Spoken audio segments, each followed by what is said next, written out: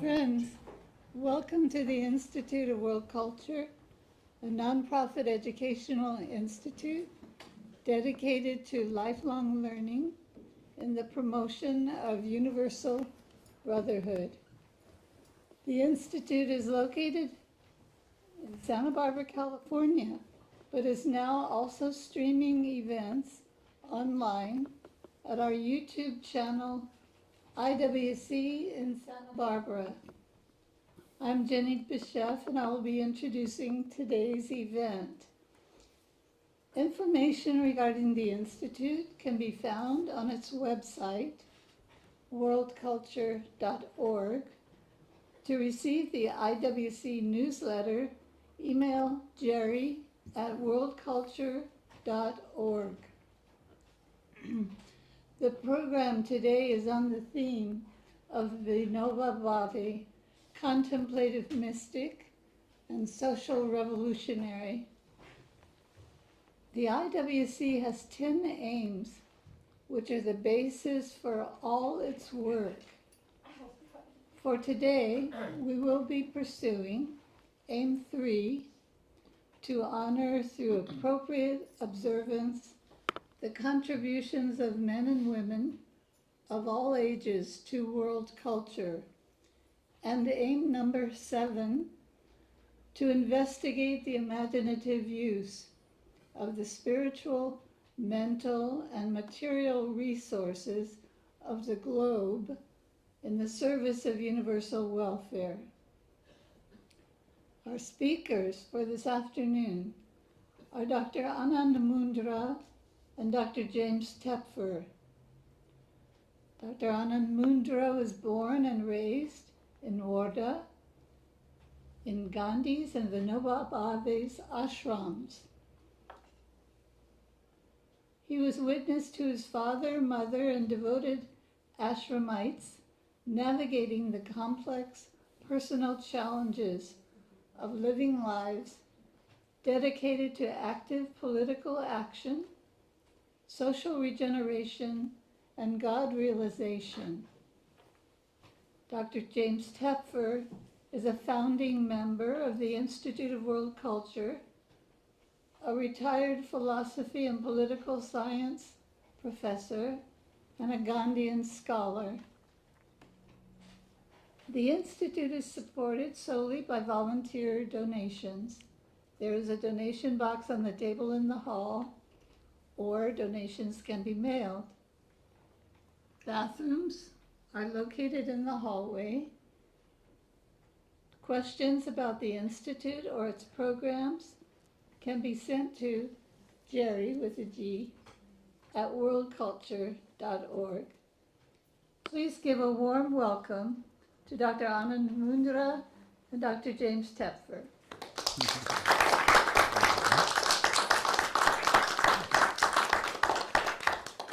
And now we're going to begin today with Dr. James Tepfer.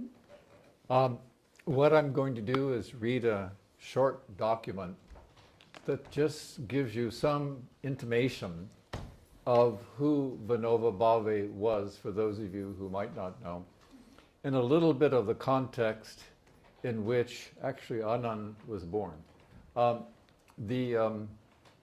So I'll read this to give you this kind of archetypal context. Who was Vinobha Bhave? He was perhaps the most devoted disciple of Gandhi, who chose to stay in the background and who became, after Gandhi's death, the active purveyor of trusteeship as a lever of socio-economic revolution.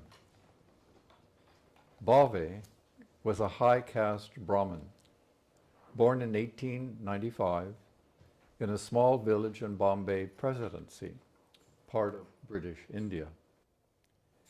He was the oldest of 5 children. He was, from a young age, heavily inclined toward the spiritual due to the influence of his grandparents and most especially of his mother.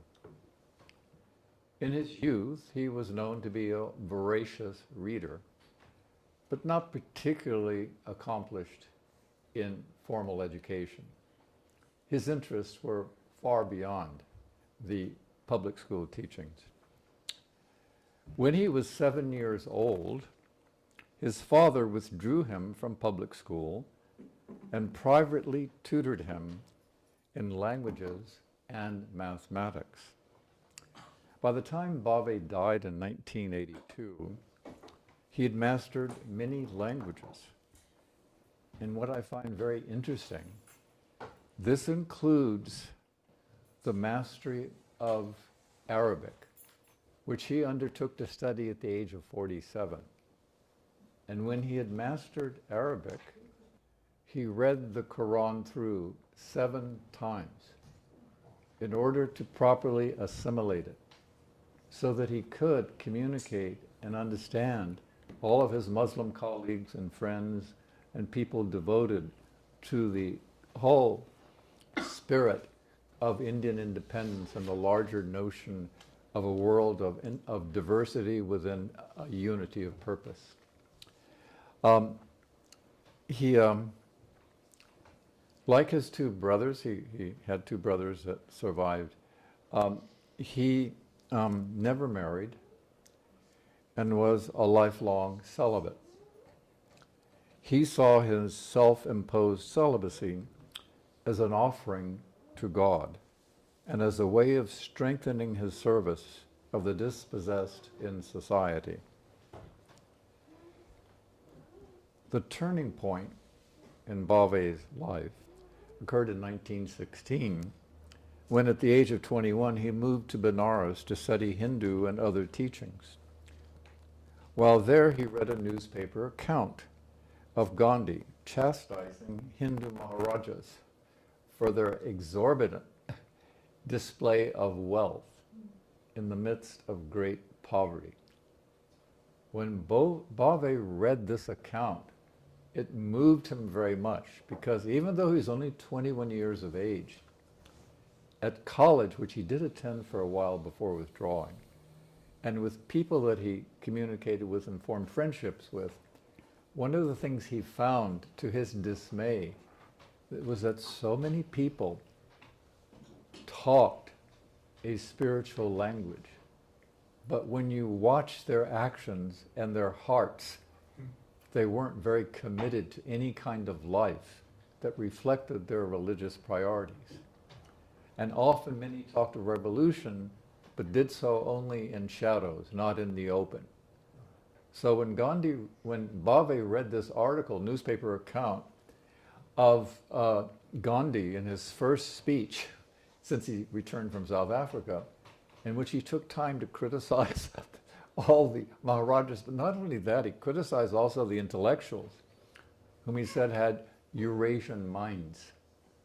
They didn't really quite understand how to integrate the august spiritual philosophical traditions of India with modern developments in politics and science.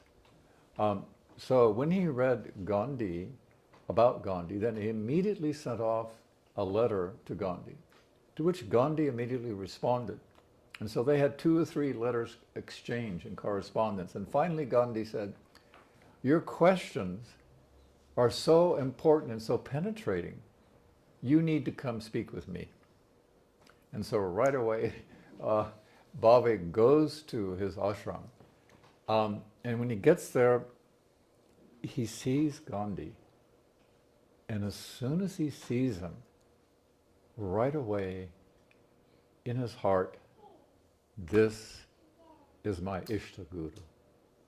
This is my chosen spiritual guide. When I saw Gandhi, I saw the peace of the Himalayas, and I also saw the religious fervor of Bengal, and both in one person. Furthermore, Gandhi was so completely absorbed in the quest to see God face to face. To him, everything had color and character based on the fact that it was the imprint of God. And therefore he felt that the service of the dispossessed, the outcast, and the mistreated were the primary way of seeing God face to face. Because God's face is present in all faces, especially those who are without. And so when Bhave saw this, to him it was all over. That was it. And so he dedicated his life to living in the ashrams, and he excelled in things like cleaning the latrines and other such activities.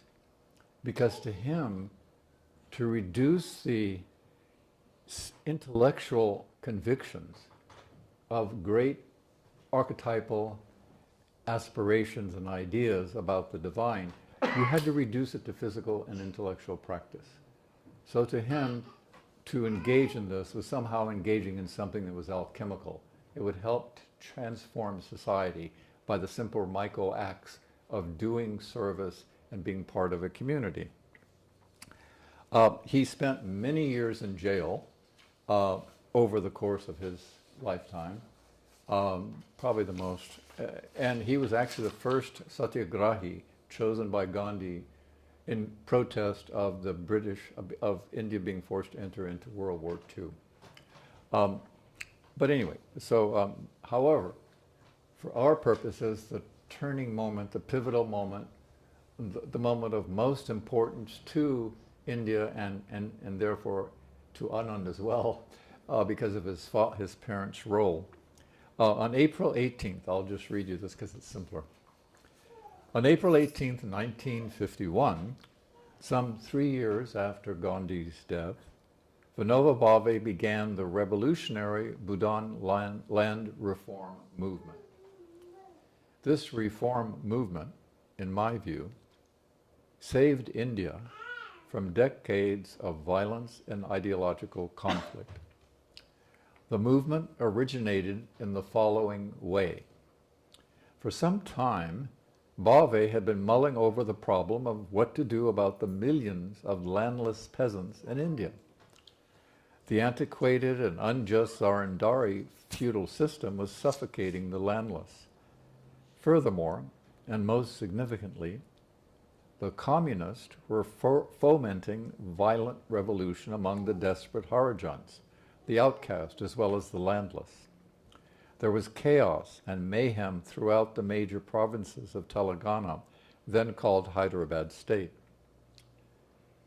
To make matters worse, the new independent government of India was struggling with a host of problems and had not yet found a solution to dismantling the zamindari land system or for coping with fiery communist insurgents.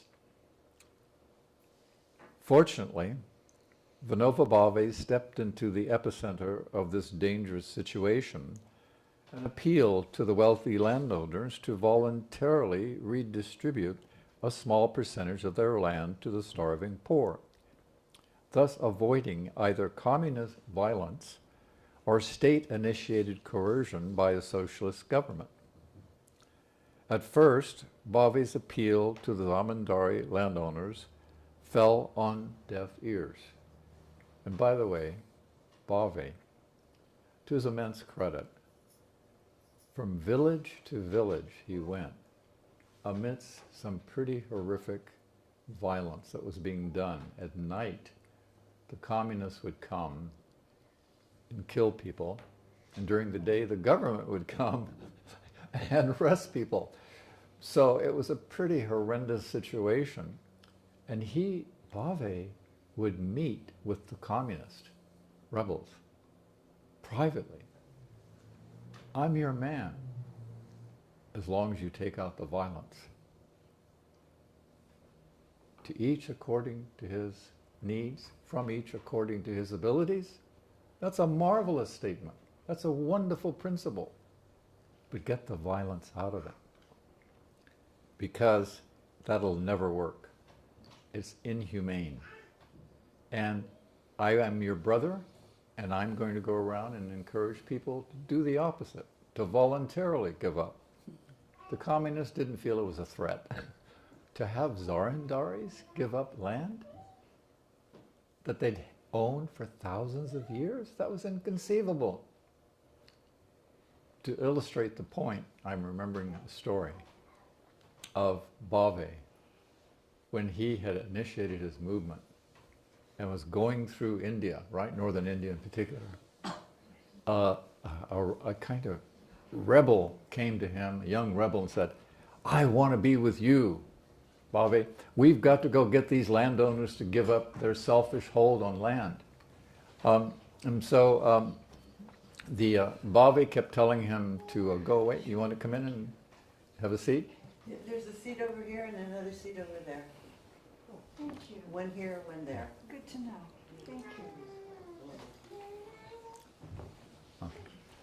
So the incident goes that this young rebel, full of enthusiasm and excessively so, kept insisting that he wanted to help Bhave to get the Zamindari landowners to give up their land voluntarily of their own will. And when he said this young rebel kept talking, we're going to make those selfish, etc., people, turn over their land. They're so greedy, they're this, they're that. And he kept going on and on. And finally, Bhave turned to him and said, okay, you want to help me, right? Yes, anything. Fine. If you want to help me with the Zaramdari, then you have to give up something for it. You have to renounce something. I'll do it. Just tell me. Bhave said, give me your dhoti. He said, what? Give me your loincloth. But I'll be naked. You mean give it to you now? Yes. You're so committed. Why should this be a problem? Give me your loincloth.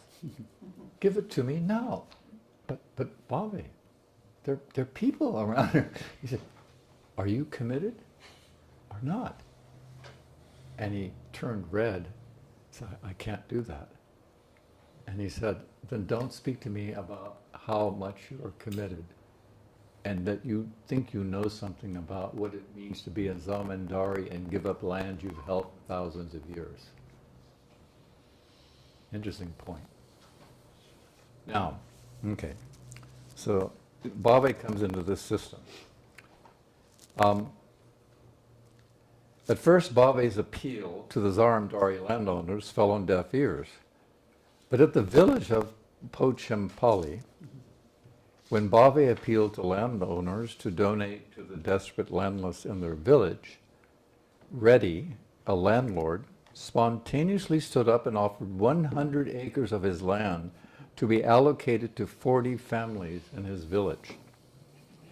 This wealthy Zamindari had spontaneously brought together in his concrete gesture the Gandhian principles of trusteeship and non-coercive social and economic transformation.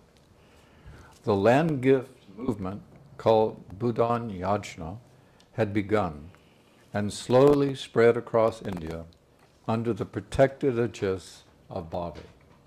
One person who stood up. By the way, one of the interesting follow-up stories, he said he was going to give 100 acres to 40 families, right? Once people got over the shock, and Bhave had assimilated what it meant, because he felt this was a sign of the divine. Interestingly enough, what I read later on was that in actuality, when those 40 families met with Reddy, they said, we've discussed it among ourselves. We don't need 100 acres. 80 acres will do. That's a pretty wonderful gesture. People who are desperate, but who have an element of grace. That's called grace, soul grace. soul etiquette, something that other people have seen among the poor in India.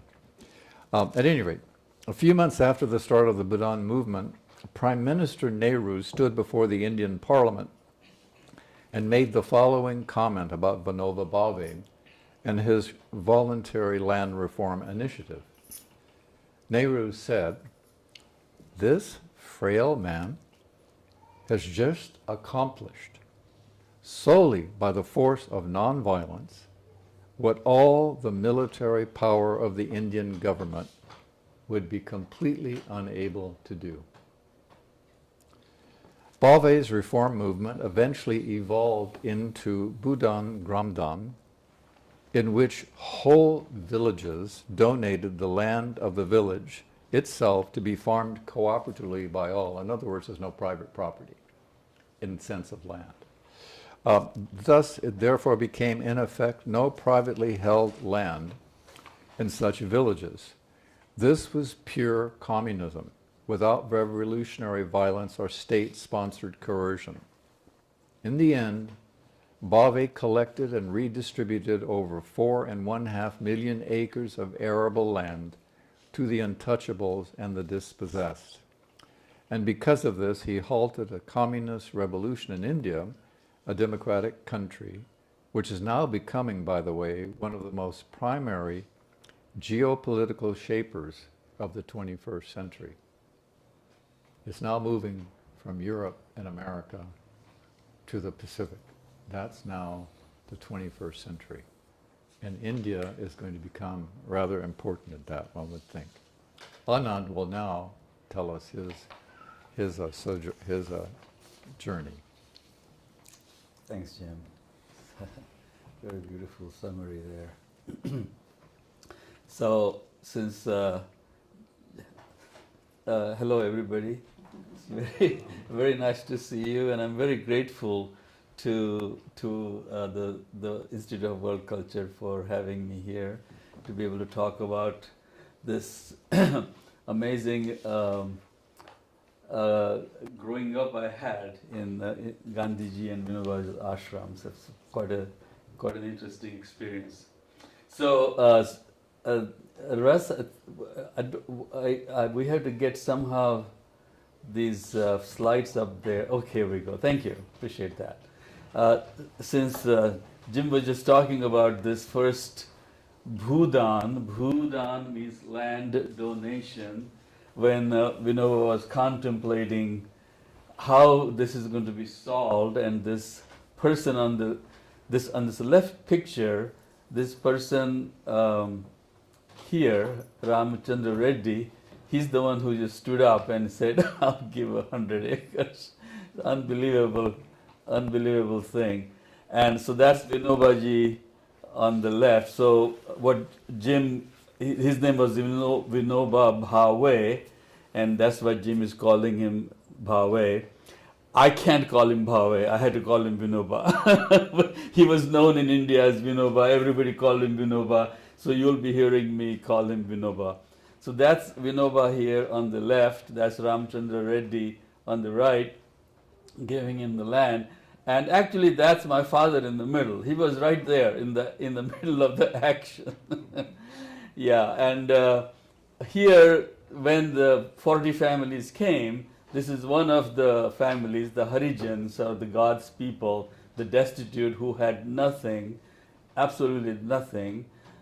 One of them, that's him receiving that first parcel of land from Vinobha. And again, this is in the middle is my father over there. So I thought I would share this picture, which sort of connects to the history that Jim is talking about. But in getting here, this was actually a long trip for my father. This is in 1951, but his process of getting to this point was actually about 25 years before this. He was hardly in high school when he realized that he was going to be involved with the independence movement. And right out of high school, there were already demonstrations and people were being jailed. And he was jailed in a town called Pune. which is in the centers west of India. And there he went on a fast until death. this was the thing that Gandhiji had started. This was one of the non-violent weapons of the movement, fasting unto death, which Gandhiji himself. And by the way, I'll be calling him Gandhi Ji. Ji becomes an honorific Gandhi, but Gandhi Ji, I can't call him Gandhi. I have to call him at least Gandhi Ji. And actually, I'll probably slip into calling him Bapu, the Bapu Ji. The people close to him that loved him, they called him Bapu. Bapu means father. And so this may happen accidentally, and you'll know I'm talking about Gandhiji or Gandhi when I'm saying Bapu. This is Bapu on the spinning wheel, and my father was in the jail in Pune, and he demanded a spinning wheel. The spinning wheel had become a symbol of the revolution. Spinning wheel was going to give India not only self-sufficiency, because the Brits were taking the cotton from India, taking it to England, spinning it, weaving it, and bringing it back to India and selling it at high prices. So called mill cloth, so this was milled cloth, had become a symbol of exploitation and dependence. And so the charkha, this is called, the spinning wheel is called charkha. And again, I've been wondering about this a lot. You're going to hear a lot of these Hindi words spill out of me unwittingly. I just can't help it. And if you get confused about what word I'm saying, don't hesitate to raise a hand. Says, what did you say? So that's charkha, is the spinning wheel. So my father wanted a spinning wheel because he was going to spin cloth, spin yarn in the jail. The spinning wheel was not only a symbol of independence and self-sufficiency, it was also a meditative device. All these people around me, and I did this for years myself, spinning, you got to attend to it. And there is you cannot be watching your YouTube videos on your phone while you're spinning your wheel. And so he went on a fast unto death in Pune because they won't let him have the charkha. That caught Bapu's attention, and he called him to Wardha. And so he ended up being Bapu's, Gandhiji's secretary for 1 year. He was actually Gandhiji's secretary for 1 year in his secretariat, did his finances for 1 year. He would work on it all night, and first thing at 4:30 when Bapu woke up, he would have the finances in his hands ready. So then he joined the movement, and turns out there was a little bit of a coincidence there. Gandhiji had a financier called Jamana Lal Bajaj, another name. He was an industrialist, and he was really funding a lot of the revolution, and he was totally committed. Speaking of commitment, this was a guy who put his money where his mouth was, and he had invited. Bapuji had said he was leaving Sabarmati in 1932, and he was not going to come back to Sabarmati, which was his ashram in Gujarat, until India had received independence. So now where is he going to go? And Jamnalal Bajaj invited him to Wardha, which is in the center of India, sort of east of Bombay. So that's how, and so Jamnalal Bajaj turned out was from my community. In India, the communities were very important. I was Marwari from the northwest India, and Jamnalal Bajaj was an industrialist, Marwari industrialist, and had a tremendous standing in the community. He came to my father's mother, my grandmother, and he said, "Give me your son." This was very common. "Give me your son," and she gave him his son. And so that's how my father came to Wardha, and he became Jamnalal Bajaj's secretary. Then after that, for a good 15 years or so. So until Jamnalal Bajaj died. Now Jamnalal Bajaj being the center of a lot of activities, all the leaders, all the people closest to Gandhiji used to come, and my father was kind of the first one they interacted with. So he was very, very involved with all the interactions. And when Jamnalal Bajaj died, people were figuring out now, because he was very noticed, and he says, who is he going to go to next? And so the couple of names came up, and he wanted to go with Vinoba because he felt like Vinoba had a direct line with God. This whole revolution was a very interesting set of people. The political and the social was very important, obviously. They were not only trying to get India's independence, but there was a social revolution going on, really changing the face of India. India was so beset with not only the dependence, the slavery, but there was 1,000 other issues that had to be addressed. And they were addressing them on all of these fronts, including especially the disparity of wealth. That was the biggest one. But there was 100 other issues.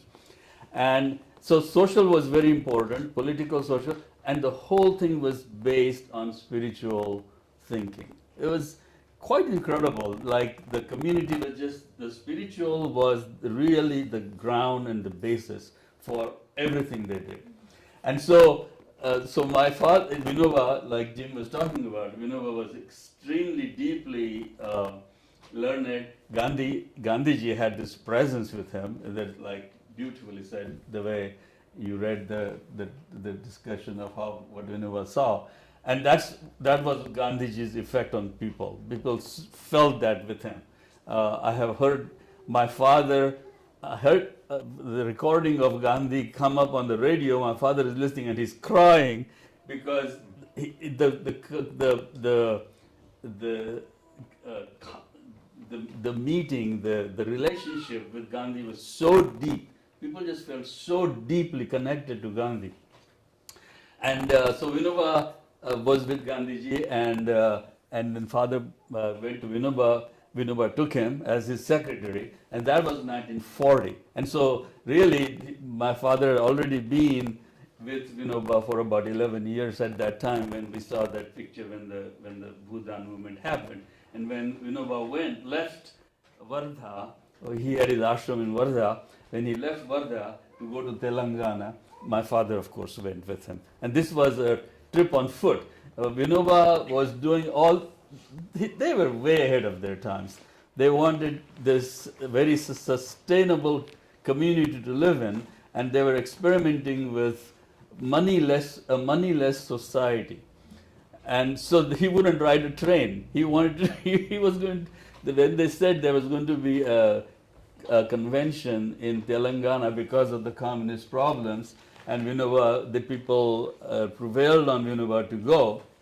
He didn't want to go, and he says, you have to go. They thought he would ride the train. He says, okay, I'll go. And he says, I'm going to walk.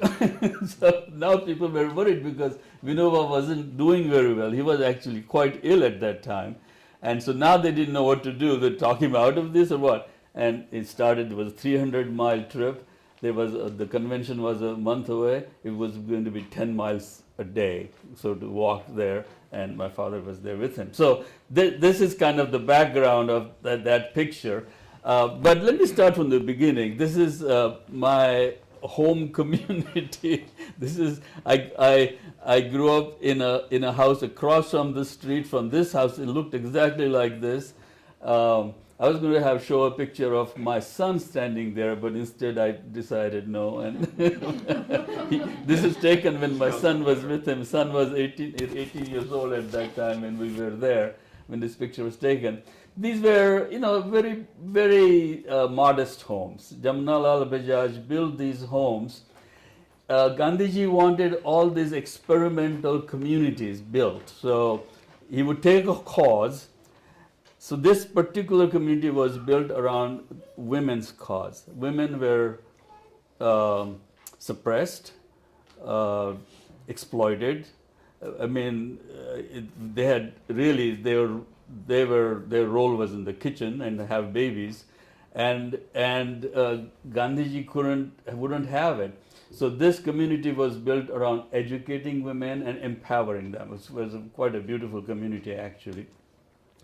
And this is like example of the girls there spinning the charkha, and this was a girls school.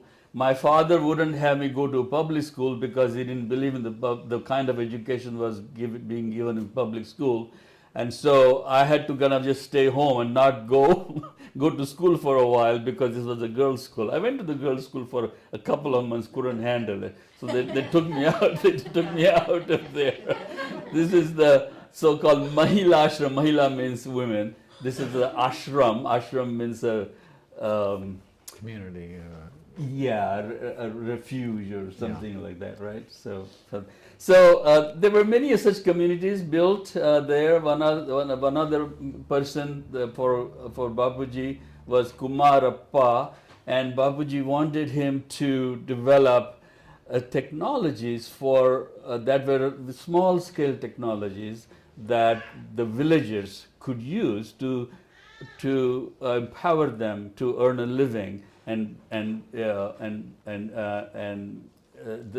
was the cottage industries called. So this was Maganwadi was another community. It is still there and has had a wonderful resurgence. Wonderful woman runs that right now in Wardha. If you guys ever go there, worth visiting. This is the Sevagram. This is the holy place where Gandhiji actually lived. This was 3 miles from Wardha, town of Wardha, 3 miles from my village, my community, Mahilashram. My mother used to take my oldest sister, Mrudu, a couple of times a week to see Gandhiji. And Gandhiji would play her. Gandhiji was very playful. He would tease my sister, speak to her in Gujarati, and this was Gandhiji's place. There are these wonderful posters over there about what Gandhiji's thoughts were like.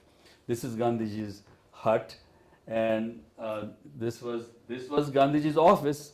This is where he ran the entire movement from this seat from over here. Yeah, and this was right outside his hut. Was this prayer hall, if you would call it, prayer space, and there was the day started with a prayer and ended with a prayer. There was a really beautiful prayer that Vinobha actually was the primary architect of, bringing in prayers from all religions, all the religions. There's pieces from all religions, and certainly the Indian scriptures like the Upanishads and the Bhagavad Gita. Perhaps many of you know of that text, very important text, and that was very important part of the daily prayers, and a lot of spiritual songs. This is a very unique thing with India, and I know it's also there in the Middle East, in the Sufi tradition. There are all these poet saints that write these incredible poems that are capsules of their entire experience. So you get, in this one little poem, you get really a capsule of their entire experience. And Bapuji actually had, this was one of his, I'm going to see if this comes over. Russ, I forgot to ask you about this. There is an audio here. Shall we try it? We'll see what happens? Okay, we'll try it. This was Bapuji's, no, it didn't work. Sorry about that. If it's important, I can give you the password. It's no, it brought up the wrong song. It's yeah, okay, that's too bad. I'll try later on to play it for you if it works out. You can play it from the internet if you tell the song. It's called Vaishnava Janato Tene Kahiyes. You're nodding your head. It's a very beautiful song, and I had it, and I was having trouble with the links. But it says things like, he is a true devotee that understands another's suffering. And Babu had this song played every day, sung every day in the prayers. This was the prayer hall here. Okay, so that, and then near, not far from where I grew up, was Vinoba's ashram, Param Dham Paunar, it was called, Vinoba's ashram. This is the river on the left side, is the river in front of the ashram. This river had a deep impact on me growing up. I was there a lot, and was kind of my my go-to river, so to say, and it stayed in my psyche forever. And here is the ashram grounds. This is the where they're growing the veggies and the grains. Again, as we were saying, they were just experimenting with living properly, and this was self-sufficiency. So there was nothing being purchased from outside. They were growing all their food, their yarn, cloth, everything on this on this land, and spinning the cloth and wearing it. My father did not wear anything that was purchased outside for many years. He only wore cloth that was woven out of the yarn that my mother spun for him. So talking about walking your talk, these guys really were walking their talk. This is Vinobaji's, call it Samadhi shrine. Samadhi means, yes, please. What region and state is this in? This is in Maharashtra state, east of Bombay, about 300 miles, Wardha. It's pretty much center of India, actually, very, very much centrally located. And Vinoba's ashram Paunar, this one is about 5 miles or so from Wardha, the town of Wardha. He had dug a well there, and while digging the well, he found all these excavations that turned out to be 1500 years old. They're gorgeous excavations. This particular image happens to be Ram meeting Bharat, his brother, which is another beautiful story, but I'm not going to tell that story right now. If later on there is time, somebody can ask me, and we can go into that story. A couple more beautiful images from the excavations. Here is, for example, Ganga, the river Ganga, and this is a statue of the river Ganga that was in the ashram. The ashram is still functioning. It is called Brahma Vidya Mandir, which is the temple of learning about Brahman. Brahman being the absolute truth of the universe. So these are committed to a spiritual process, and certainly my son Anil has spent some time here in this ashram. But also I just found out that several people here, Jim has been there. Jim wrote his dissertation on Vinobha Bhave. I was just blown away when I found that. And Maurice and Jenny, you've been to the ashram and visited Gautam Bhaiya, my dear Gautam Bhaiya, who lives there, who's now 86 years old. I spoke to him and he said hello to all of you. I told him what's going on. He remembered you. Yes. So and then here is another ashram called Gopuri.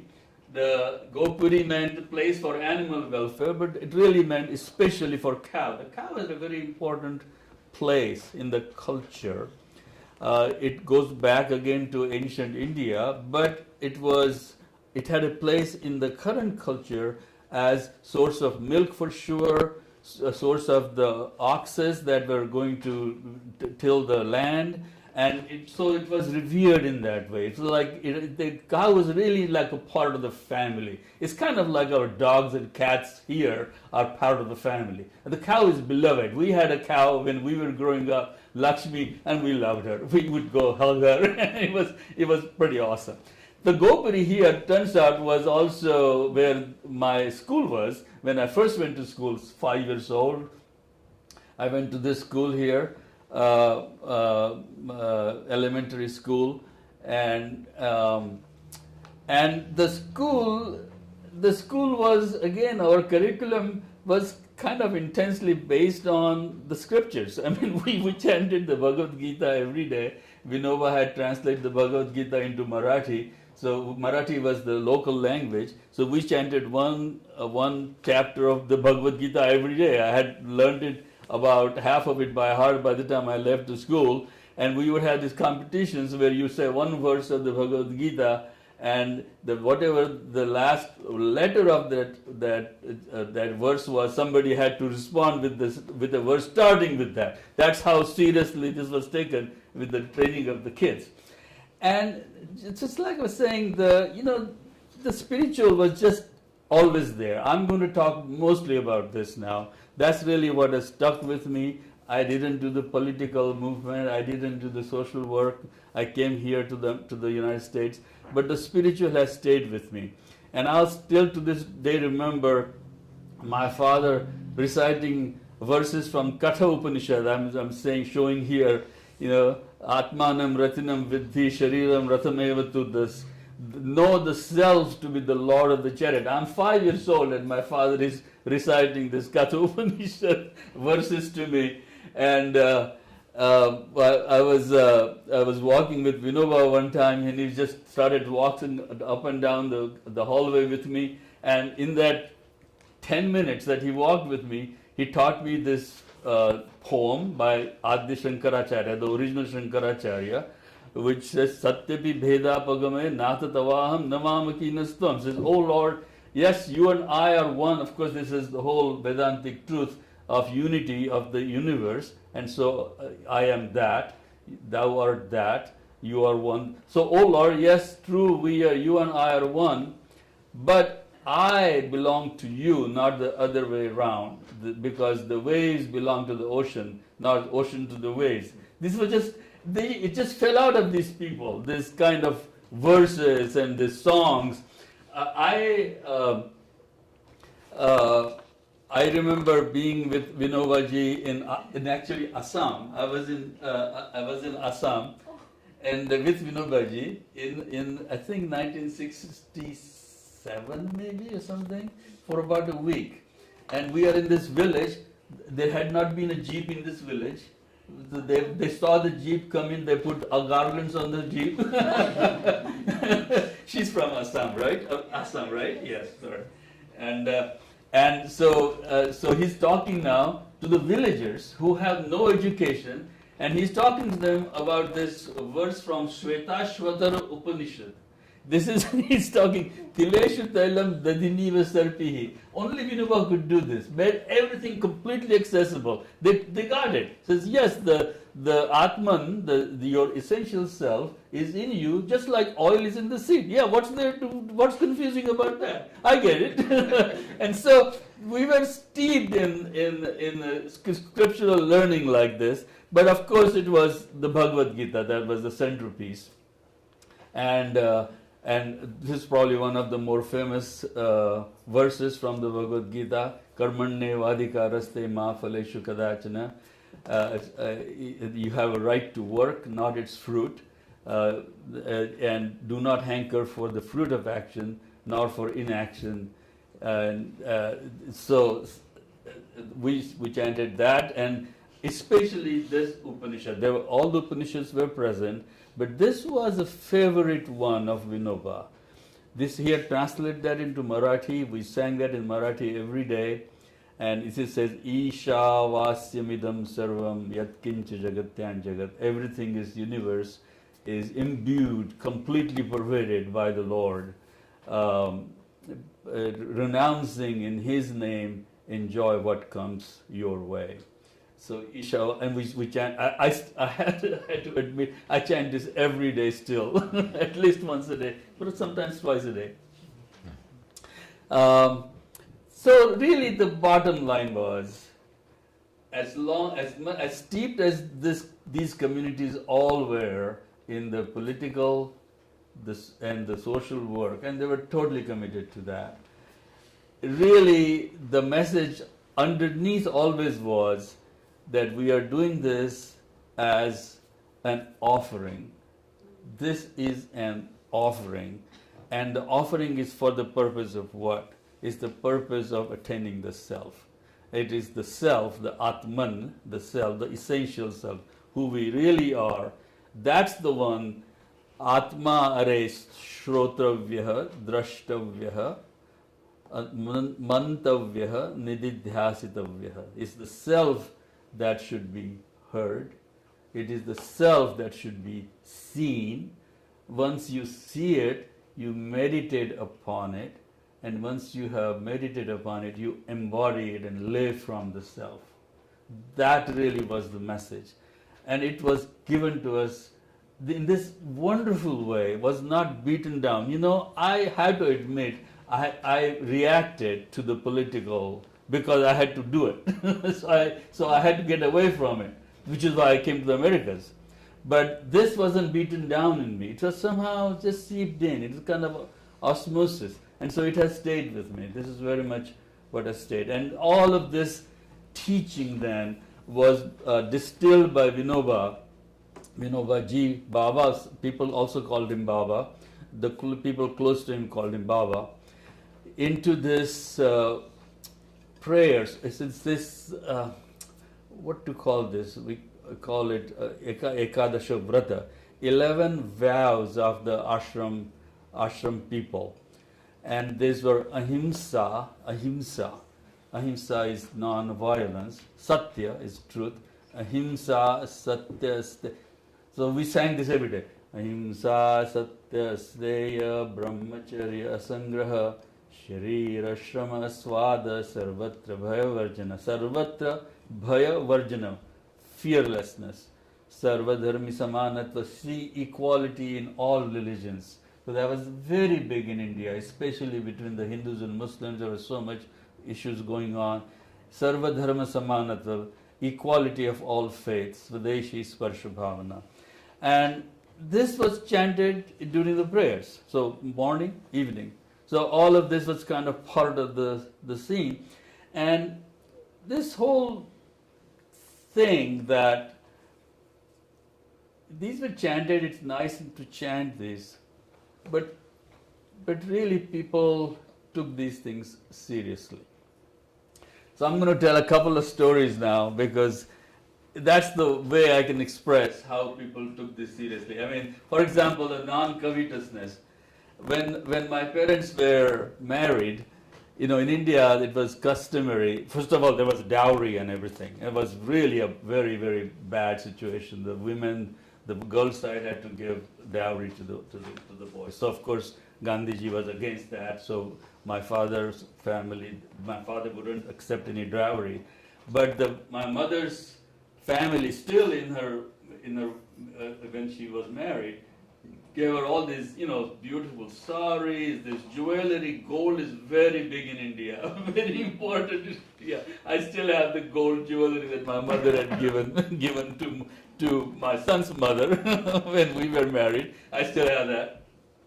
And so there was all these saris and gold that came with her. And when my father saw that, he says, "We don't believe in material wealth. You have to return this." And she returned it. Returned the whole dang thing. All the saris and the jewelry. And those were important to women. You know, that it wasn't just the wealth, it was also a piece of their family, right? It was heritage. Later on, my father was, after independence, Vallabh Bhai Patel was the one who was really pulling India together. There were some 300 kingdoms. It was really a difficult situation. And he's the one who pulled all the kingdoms together. Vallabh Bhai Patel was the one who was calling all the shots, making people chief ministers, governors here and there. And he called my father up one day and he says, "Okay, Damodar was my father's name. Damodar, Hyderabad jana hai, you have to go to Hyderabad." He says, "What for?" "You have to be governor there." My father stood for a second and he said, "Sorry, I'm taken. I'm going with Vinobha. I'm with Vinoba Bhave." He wouldn't. I mean, governorship was a pretty lucrative job, and he gave that up. So this whole business of non-covetousness was taken very, very seriously by these people. And same thing with fearlessness. I mean, something about this whole business of the understanding that the self who they really were, and the self doesn't die. The self is eternal. In the Bhagavad Gita, the second chapter, it just says the jayate mriyate va kadapi. The self isn't born, it doesn't die. It is eternal. Somehow it was all internalized in a very beautiful way. So I'm going to tell a couple of stories here. There was one fellow called Dada Dharmadikari, another name. You can just call him Dada. We called him Dada. Wonderful fellow. This great sense of humor, and just this presence. It was wonderful presence. And he used to come around, and he would always have a nickname for everybody. So it was somehow a perfect nickname. I had a sweet tooth, so he would call me by name was Rasagulla. She knows, she's laughing, but Rasagulla. She called me Rasagulla. It would be like calling me Tiramisu. And he said, and so we loved him. So they lived in this town called Nagpur, which was 50 miles from my house. And one day, he's not to be seen anywhere. So everybody's worried. Finally, people start calling everybody. The senior officials in the city are arriving, the police is arriving, the relatives are all there. Where is Dada? Well, the word had got around. Somebody had told, at that time in Nagpur, there were all these wrestling rings, gangs, really. Basically, they were gangs. And they really kind of were out of control. There were over 80 of them. They were fighting not only, it's like West Side Story. They were not only fighting with each other, they were also causing trouble. They were just trouble. And Dada was told that day, says, there is this particular guy, there is a kind of plan on your life. So what does he do? Instantly, he walks 5 miles, goes to the house of this guy, and he says, "Hey, here I am. Come on, just do with me whatever you need to do." He says, and you don't have to get anybody else involved. You don't have to get a group of you together. I'm just a bunch of bones. You can take care of me in a minute. We can go to some place that you probably have in mind and be done with it. I have a note in my pocket here saying this was my own wish, my own desire. So let's be done with this. Guy couldn't believe his ears, fell down on his feet, and says, "Forgive me, sorry. I'm sorry. Says, no, you got to do this. I'm sure you have made a promise to somebody. You got to hold up your honor. You got to do this." This all went up until 3 a.m. Finally, the guy walked him back to his house at 3 a.m. This was Dada Dharmadikari. So this is how these people were. My father was no less. I mean, there was numerous stories about my father that are in this book that finally was published upon his death. There was hundreds of articles in this book about him, and my son has been translating some of the articles from there. So I'm going to read one of them here. Forgive me.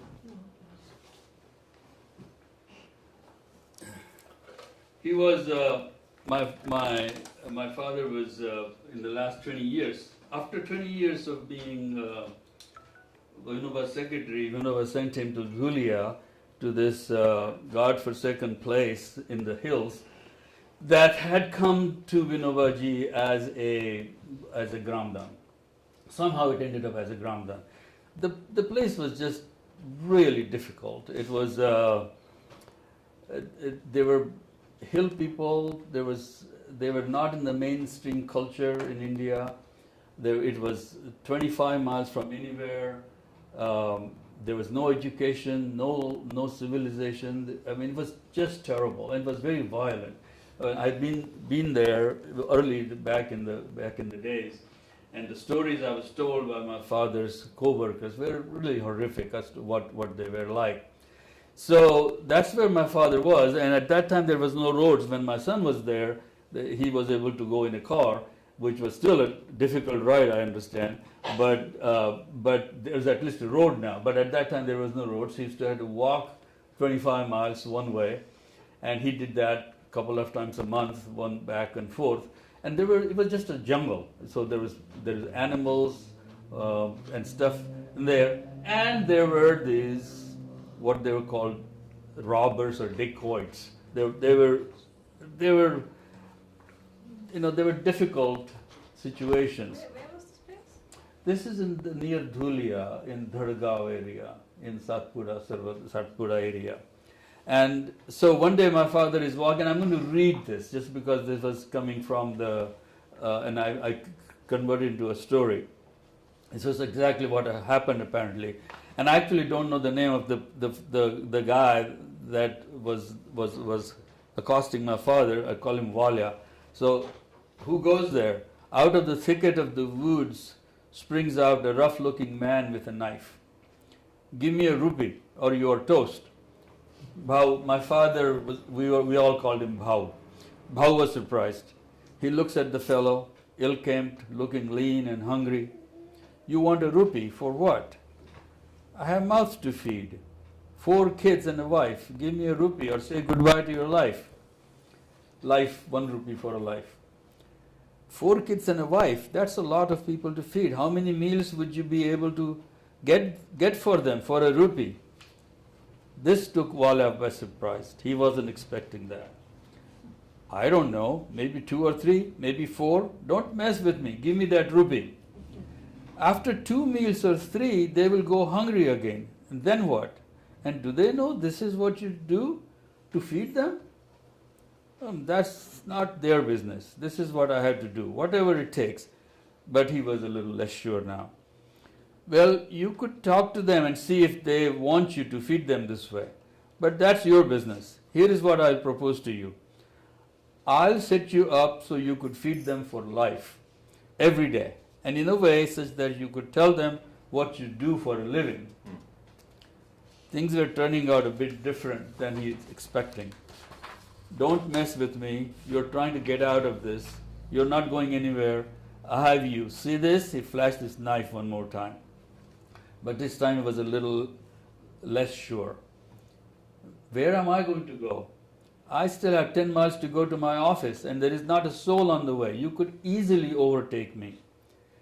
Bhau then told him he needed a guy just like him at the office, someone who was not afraid and could take care of things.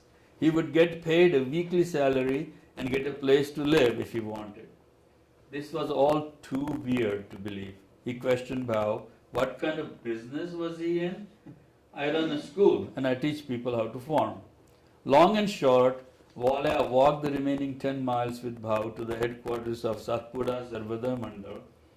Bhau first had him go take a shower and straighten up. Then he fed him and introduced him to the office as the new worker. Wala ended up being a good worker. His wife and children joined him. His wife worked in the kitchen. The kids went to school. They didn't know the trade Wala had been in. 2 of the kids ended up working at the Mandal, the organization. 2 others went on to other lines of wood.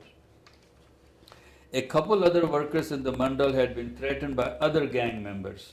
Bhau had Wala take him there and talk to the boss. He explained the work they were doing and got the boss to agree not to bother the workers. Over time, the boss himself ended up being a worker in the organization.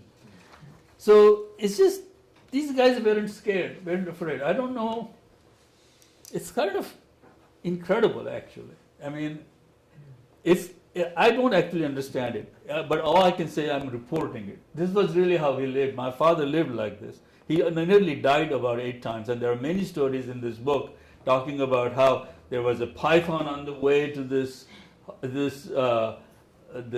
village that he was going to, and he was just not scared. This guy near him, with him, who was the guy from the village, he was scared, but they were not scared.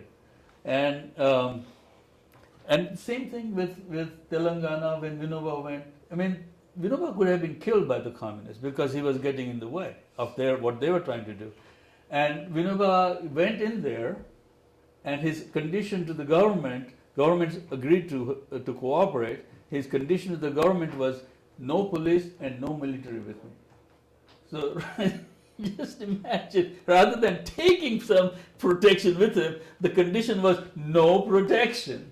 And there it goes and meets with the guys. And these guys were killing each other. I mean, there was the first village, 15 days after the first story you told, my father was writing this, this whole account there. When the first village that the 15th day they go into this village, the youngest boy had become the leader of the Communist Party, the local Communist chapter.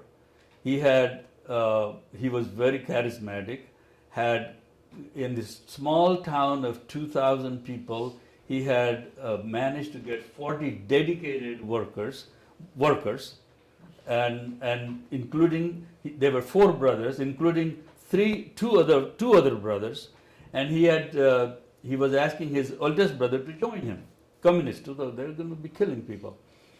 And the oldest brother wasn't going to do it.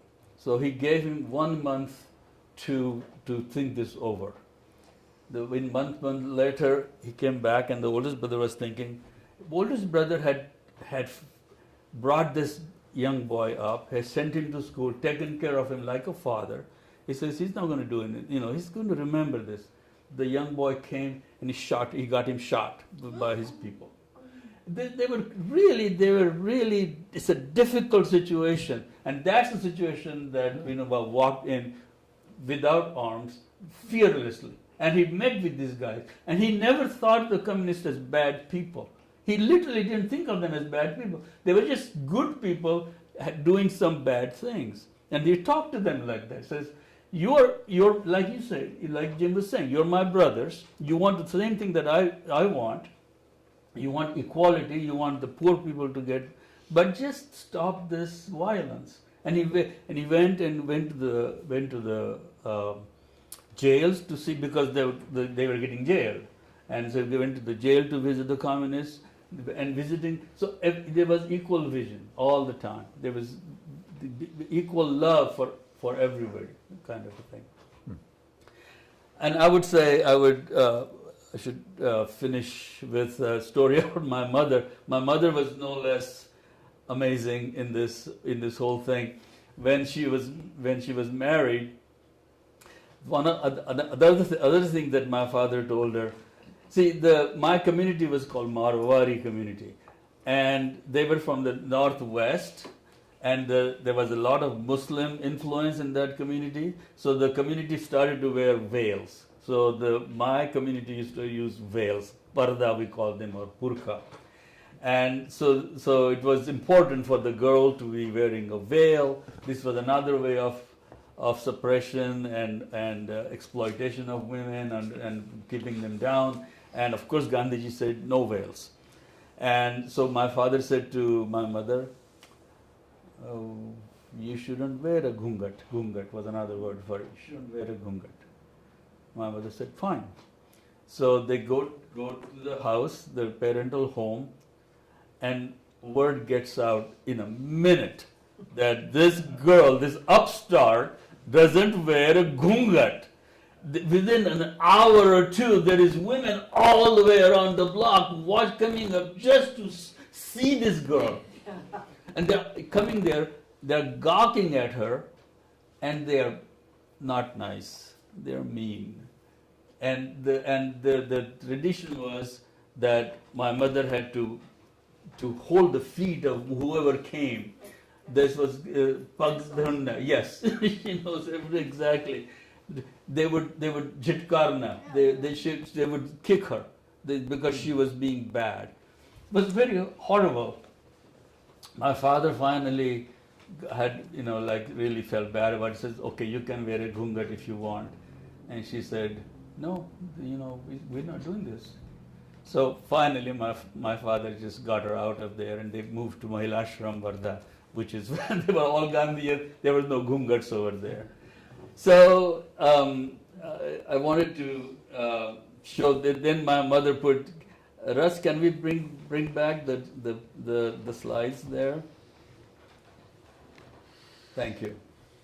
I didn't mean to show this area that my father was in the last 20 years and changed from this really wild, uncivilized place into this civilized place where kids are going to school. They're turning out doctors and attorneys now. So a few years they had my son come and inaugurate a school there. They had a room there dedicated to the memory of my father. That's my son here, and my sister Mala in this room. That is a kind of a shrine that's left as untouched in his memory.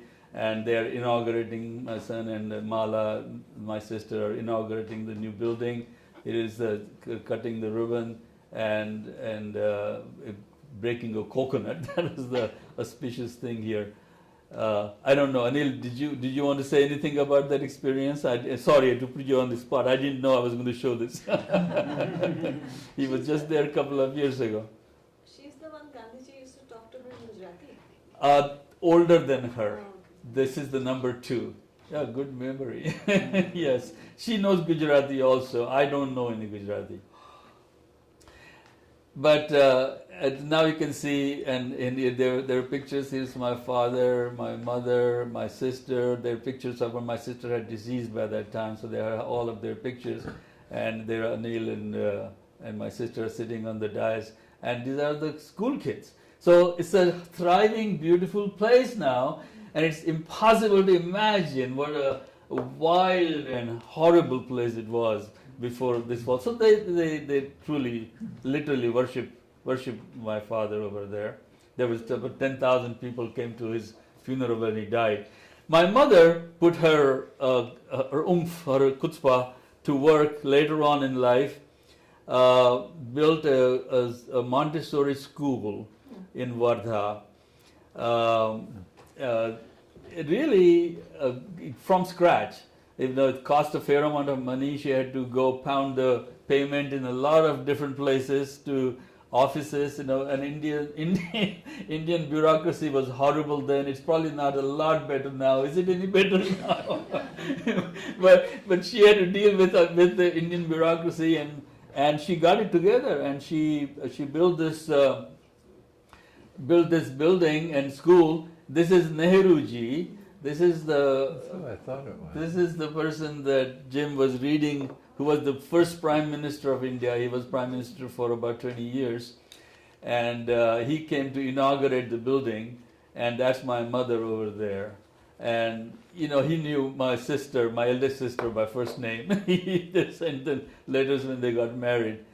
And this is Rajendra Prasad, was the first president of India.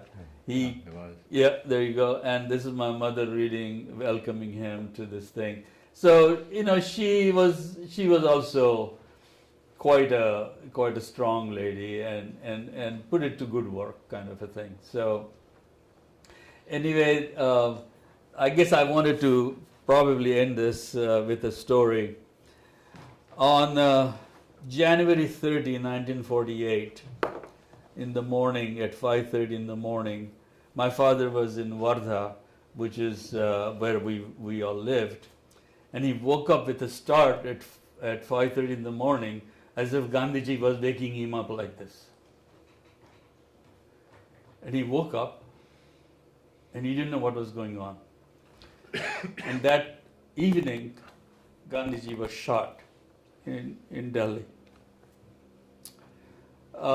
And to the end of his life, my father regretted that he didn't take that queue and jump on a plane because maybe he could have taken the bullet. So that was their relationship. This was the room that Gandhiji was sitting in that last prayer, and this was his notation about death. And these are my my grandkids paying their homage to Gandhiji here just this June when we were over there. So that's really what I had to say, my story.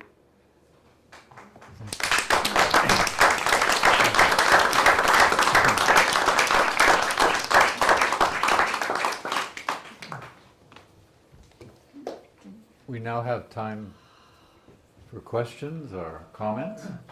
If you have a question, you have to speak into one of these mics, or else we will not understand your question. Secondly, could you take your transmitters out of your pockets and put them on the table? Yes. Just at the pocket part, Okay. not the mic, the pocket Oh, part. this one. Thank you. Oh, I see. It's here. There you go. Questions here, there, anywhere? And then Jenny, there's another one there, right in front of you. So if you could keep that active, please, Means sending it around. if there's a question. What we could do is, and we've done this before at the Institute, is actually go around. If you have a question, you could state it, and if not, you could pass the microphone. We can do that. Tell you what, It'd be easier with the mic. I wanted to say one more thing before we go, and maybe that will also help elicit something. The community was very much steeped in the saintly tradition of India. So here is, can we rest? Can we put up the slides again? Yes. This is Meera from Rajasthan, Mirabai, she's known as. Kabir from the center of India. Jnaneshwar from Maharashtra state. Vinoba wrote extensively on Jnaneshwar, and he would be sitting down. He had a very deep relationship with Jnaneshwar. Jnaneshwar was a great master, very great master, 12th century.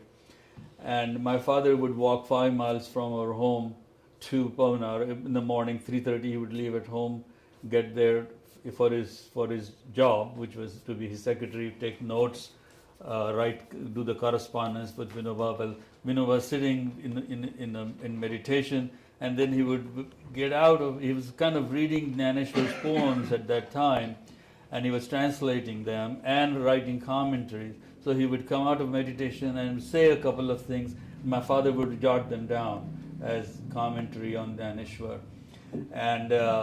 and then it was published as his commentaries on Jnaneshwar's poems. It's really a special meaning to me because I didn't know this story, and I kind of myself started to translate Jnaneshwar's poems into English. And I now have a book published of 100 of his poems. And then later on, Gautam Bhaiya told me this story that this is my father used to do. So it was kind of interesting.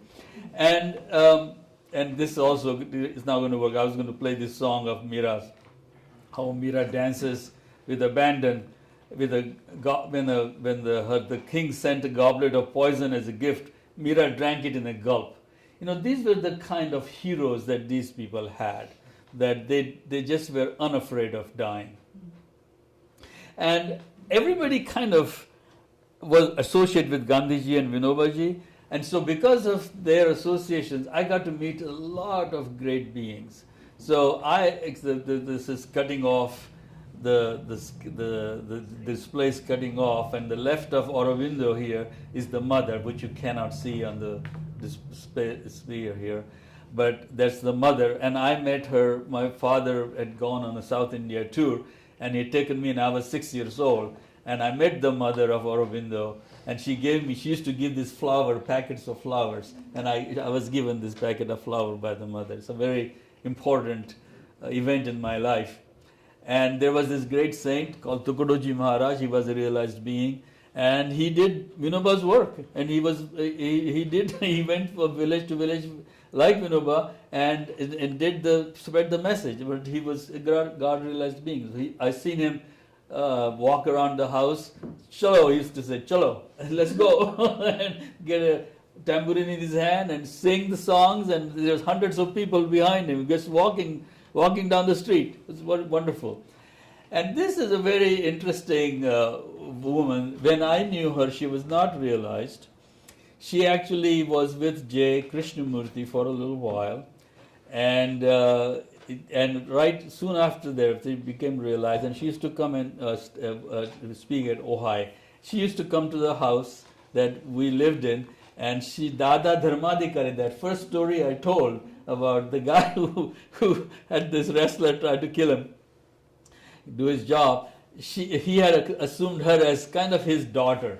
India is very common just to take on a brother, a daughter, a son, just like that, adopt them. It's like a completely informal adoption, but everybody knew that they were adopted like that. And Vimala was Dada's adopted daughter, and she later became realized actually. She came. So I was very, very lucky to meet a lot of great people because of their association with the movement. Later on, I met my own master, Muktananda, and that's another story.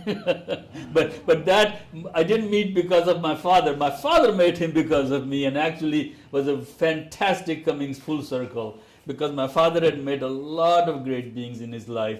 He had met Raman Maharshi, he knew Anandamayi Mata, great beings of India, and he was still kind of looking. He still kind of had with Vinoba for 20 years, with Bapuji for years and years, and he knew, and he was deeply devotional. He had a deep relationship with God, and there was still not that final something that was needed to happen, and he got that with my Guru Muktananda. So it was a wonderful homecoming. Yeah.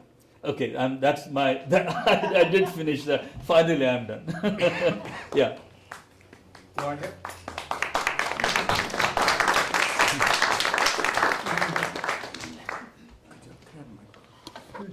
One for that. We're good. Yeah, you have to stay, you're on the blue side. Oh, sorry. Blue team. So I have two questions. Maybe I'll start with probably the easier one, which is what was it about Vinoba and the way he could appeal to landowners to give away their land? What was the process by which he did that? And how was it affected? Am I responding or is Jim responding? Well, Vimala once asked Dada Dharmadikari, she said, how come you bow down to Vinoba? You were friends. I mean, Vinoba and Dada Dharmadikari were colleagues. And he said, how come you bow? Because in India, it's common practice for us to bow down to our elders and we revere. And Dada said, God speaks through him. So something came finally, just like with Gandhiji. When Gandhiji spoke, people did. He brought out the best in people, and people just came by millions. It was just some other chemistry. We call it charisma or whatever it is. But there was this thing. And I think the same thing happened with Vinoba. I think God was speaking through him and people felt it. So he had that charisma, and of course he put it to good use. He was really a good speaker, and he would go to a town and he would say, how many kids do you have? He says, I have 5. Says, if you had a 6th kid, would they get as equal share of your land? Says, of course they would. Says, I'm your 6th kid. And he would ask for the 6th share of the land, and they would give it to him. Yeah, you tell me how. I have no clue. Right. That was the easy question? Well, I don't know. I think the other one is maybe more readily at hand, but was wondering if you could comment on, we have this image of Gandhi of being very disciplined, very self-disciplined, and everything was done at a certain time of the day, and the day was full of activities. There was nothing left to kind of, maybe there was playtime in there, but that everything was kind of done by the clock and in a very regulated, cyclic manner, and that one imagines that the communes were also that way. And so we're just wondering if you could comment on that, on sort of the daily discipline and activities that went on in the ashram. By the time I was growing up, the ashram had really changed. Things had moved on. Vinobha was doing his padayatra, his travel. So my father was gone there. A lot of the people were with him. Gandhiji was dead by that time.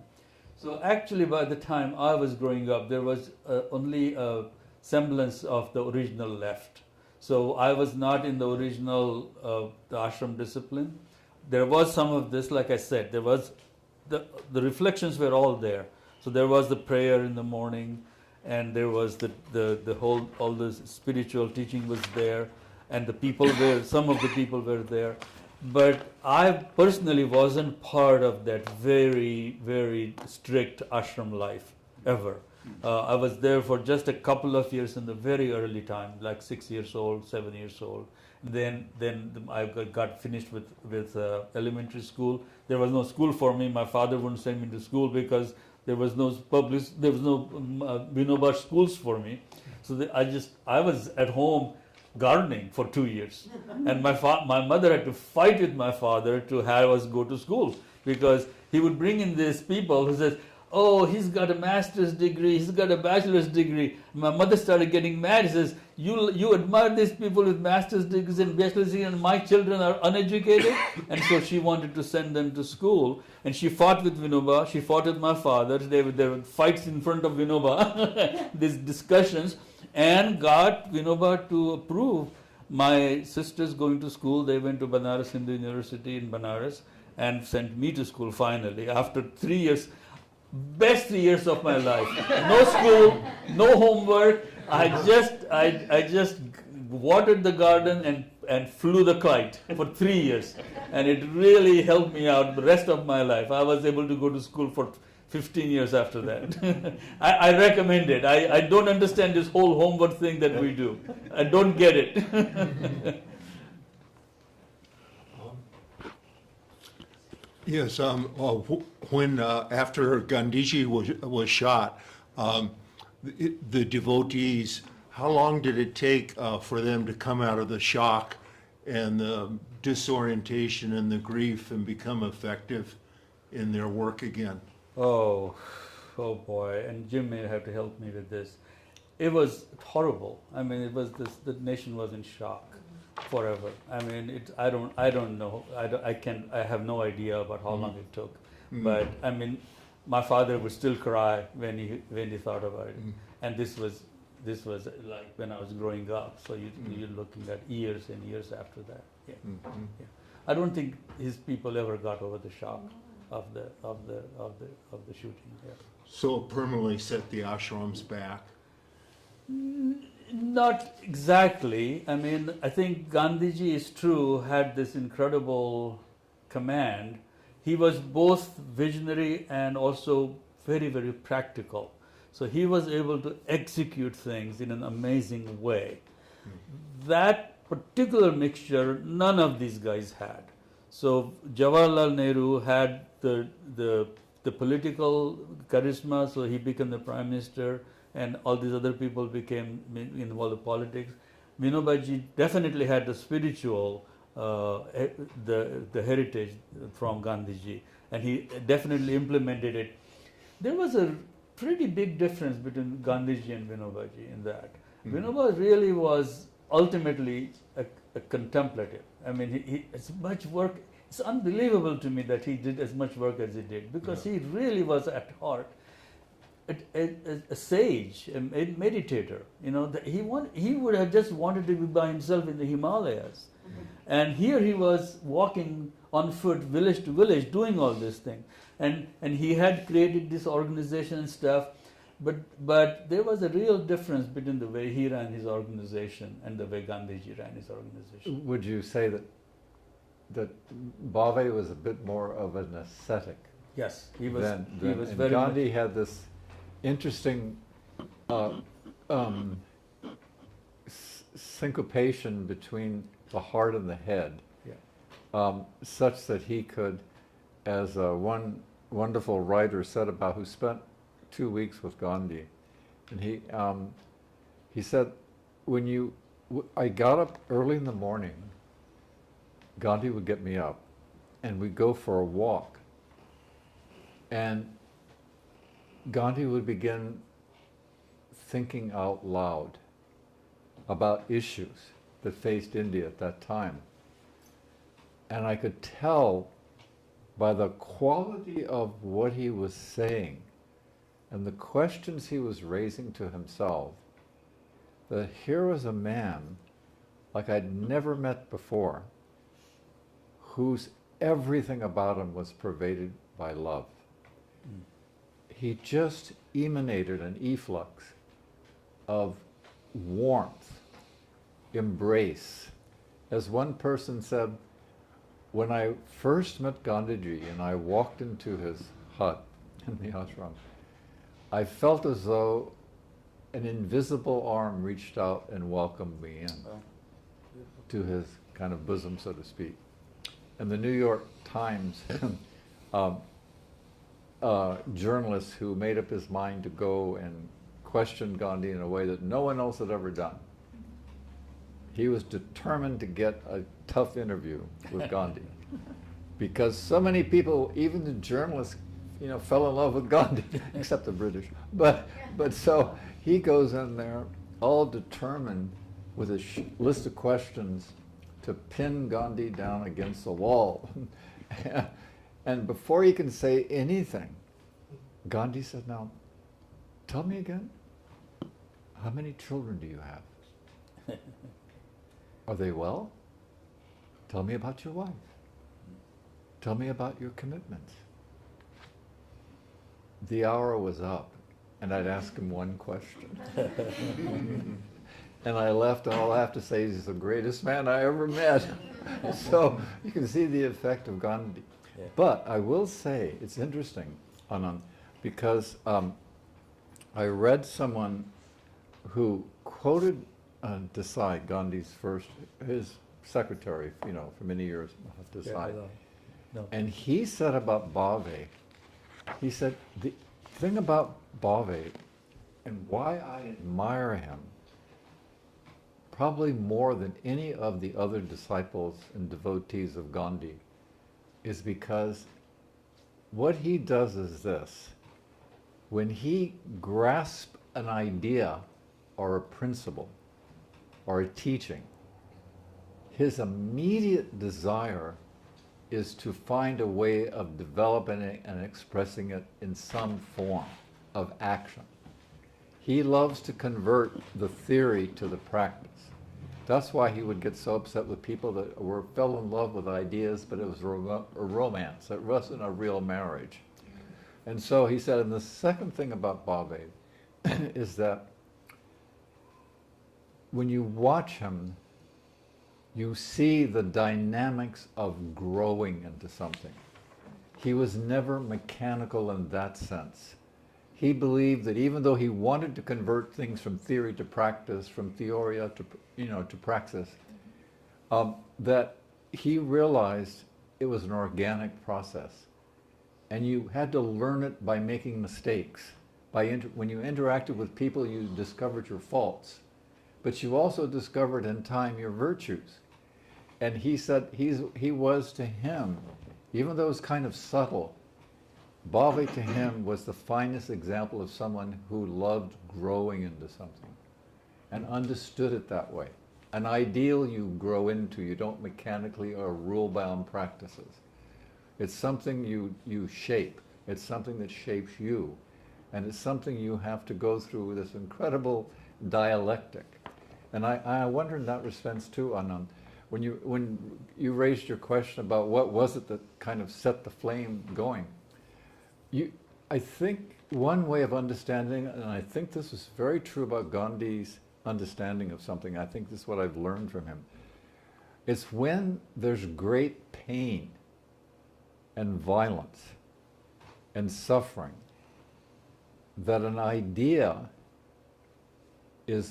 can be the medicine that is, when it's presented in an appropriate occasion by the appropriate hotri or the appropriate, let's say, doctor, physician, it suddenly catches fire and consumes all the negative elements, and then it's contagious. You know, they used to say in India, if you want something known from one end of India to another, just tell one villager. And by the time the telegraph goes out, the other villagers already know. So the point was, it's like Thoreau's saying, when an idea's time has come, if the appropriate person, and this is why it's critical about Bhave, it wasn't just anyone, it was Bhave. See, the divine can use the human when it's aspiring to the divine, and it welcomes it in. And so he had done all this tapas for a long time. How can we save the situation? How can Gandhi's teachings be made relevant and vibrant and vital again? And how can we uplift the situation that we have when it's the opposite of what Gandhi was trying to get to be done? That's when it's most ripe. When the violence is so out there, and what was being done by the communists and the government was so atrocious, then with someone with credibility and fearlessness, which I love what you kept stressing, the fearlessness, that's the language of the credible. When people see someone fearlessly, without excuse, without begging, without anything else, but with the confidence that what they're proposing is for your benefit, that's the language they understand. See, the communists could understand him because he wasn't afraid to speak to them, and he treated them like they were real people. That's hard to do. So to me, you know, this kind of all interweaves together, but the notion of the ascetic and the, you know, the Christ-like lover, those are the two things. Mr. Mundra, could I ask you a personal question? You can ask. We'll see if I can answer it. Or not. Well, it seems from your story. Can you say your name? Ibrahim. Oh, hello, Ibrahim. It seems from your story that you lived in India a very, very rich spiritual life. You know, with the people that you're interacting with your parents, with your mother. I love the way you talked about your mother because I love my mother too. And all of a sudden you came to this country. I mean, this country to me is the opposite of what India is. It's materialistic. Everything goes around, you know, that has to value money over everything else. And I wonder why you came. That's my personal question. That's a personal question.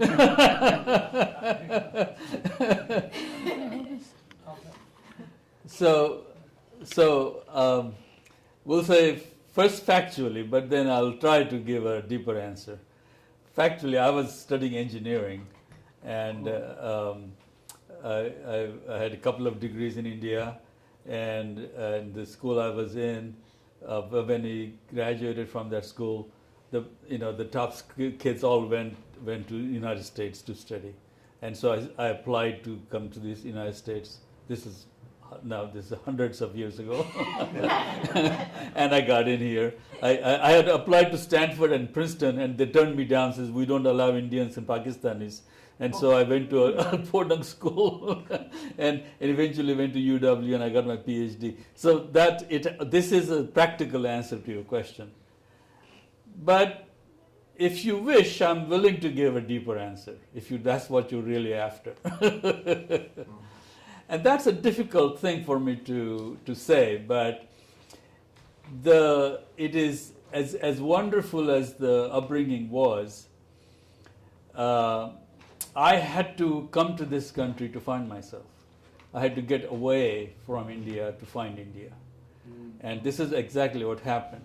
Once I came here, eventually, actually, and for me, the spiritual is what survived, because our father was. Some of the people in the revolution were able to live, kind of have a work-life balance, so to say.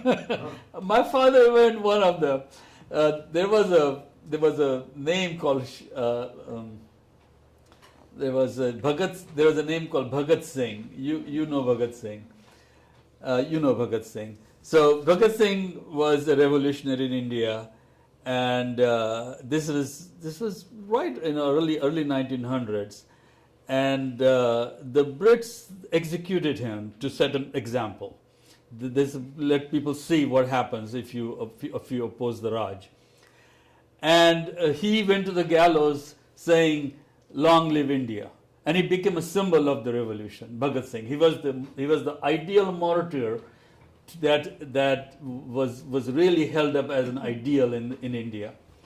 Well, my father wanted to be Bhagat Singh. My father always wanted to be Bhagat Singh. That was really, the sacrifice was the highest value in his life, as in the life of a lot of these people in the revolution.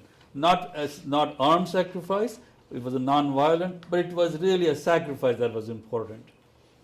So in the midst of this commitment that he had, he really couldn't balance his personal life. My mother really had a hard life, actually, and actually the family had a hard life, because he was gone. He was doing the revolution, and my mother had to do the dishes. She had to earn the living to bring us up. There were times when we didn't have enough to eat at home.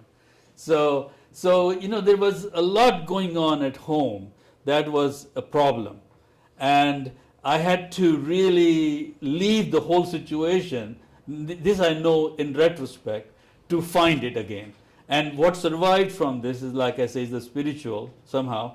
And then, like I was saying earlier, eventually I met my master, my own master here, Muktananda, and he showed me God. This turns out, and then I kind of knew I had found home, and there, it guided my life since then. So I found the spiritual here. And I'm deeply connected to the ancestry in the Vedantic and also Shaivism in India. I'm deeply connected to it. I study it every day. This is all I do.